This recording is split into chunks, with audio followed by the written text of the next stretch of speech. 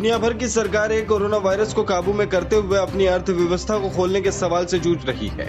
इस बीच corona virus के संक्रमण को फैलने से रोकने के लिए लगाई लॉकडाउन से निकलने वाले देशों के लिए विश्व स्वास्थ्य संगठन यानी WHO ने चिंता जाहिर की है। WHO ने संक्रमण की दूसरी लहर की चिंताओं के बीच कहा है कि इस मामले में अत्यधिक सतर्कता बरतने की जरूरत है। दरअसल लॉकडाउन में ढील देने के बाद जर्मनी में कोरोना संक्रमण के नए मामले सामने आए हैं। इसी तरह से दक्षिण कोरिया में जहां कोरोना वायरस को काबू पाने में सफलता मिल गई थी, वहां भी नाइट क्लब से कोरोना वायरस के मामले उजागर हुए हैं। WHO के इमरजेंसी हेड माइक रायन ने कहा कि अब हमें कुछ उम्मीद नजर आ रही है, क्योंकि दुनिया के कई देश लॉकडाउन हटा रहे हैं।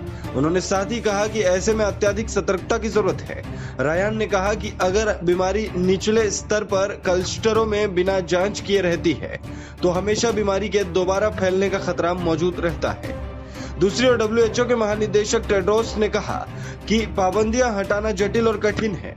उन्होंने पाबंदियां हटाने को लेकर कहा कि यहां धीरे धीरे और स्थिर स्तर पर होना चाहिए, जिससे जीवन और आजीविका दोनों की रक्षा हो सके। उन्होंने कहा कि अब पूरे विश्व में कोरोना वायरस से संक्रमित लोगों की संख्या 40 लाख के पार